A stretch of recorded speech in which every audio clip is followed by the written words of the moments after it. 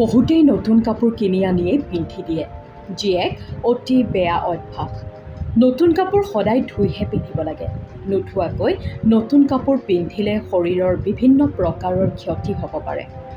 নতুন কাপোৰ কাৰখানাৰ পৰা ষ্ট'ৰসমূহলৈ পোনপটীয়াকৈ আহে। এই সময়ছোৱাত সেইবোৰ বহুতো ৰাসায়নিক পদাৰ্থ, ধূলি আৰু বেক্টেৰিয়াৰ সংস্পৰ্শলৈ আহে, যাৰ ফলত ই আপোনাৰ শৰীৰত বিভিন্ন সমস্যাৰ সৃষ্টি কৰিব পাৰে। আজি এই বিষয়ে জানো আহকচোন।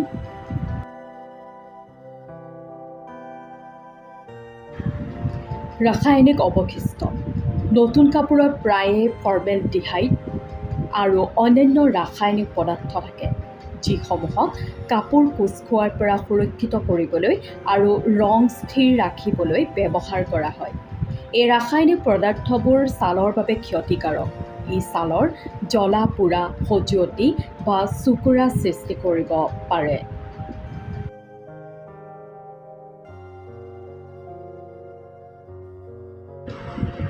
এলাৰ্জি, ছালৰ সমস্যা।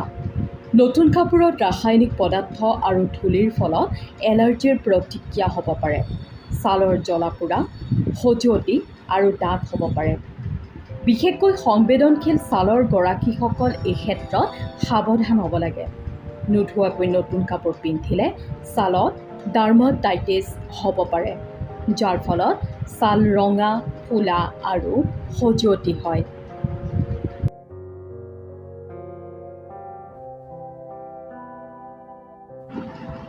বেক্টেৰিয়া, ভেঁকুৰৰ সংক্ৰমণ।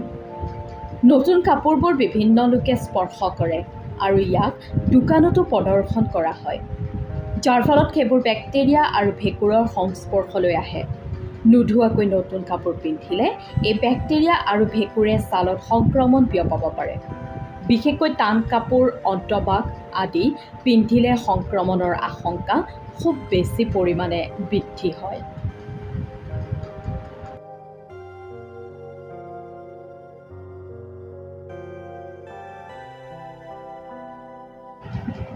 ৰাসায়নিক গোন্ধ, শ্বাস-প্ৰশ্বাসৰ সমস্যা।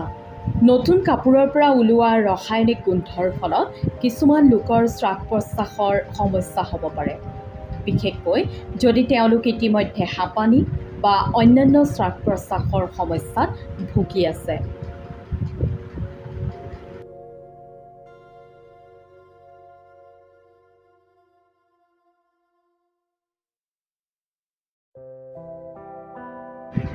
ধূলি, ময়লা। কাপোৰ বনোৱা আৰু পেকিং কৰাৰ সময়ত ধূলি তথা বিভিন্ন লেতেৰা কাপোৰত লাগি থাকে। এই লেতেৰা ছালৰ পোনপটীয়া সংস্পৰ্শলৈ আহিলে ছালৰ জ্বলা পোৰা বা খজুৱতি হ'ব পাৰে।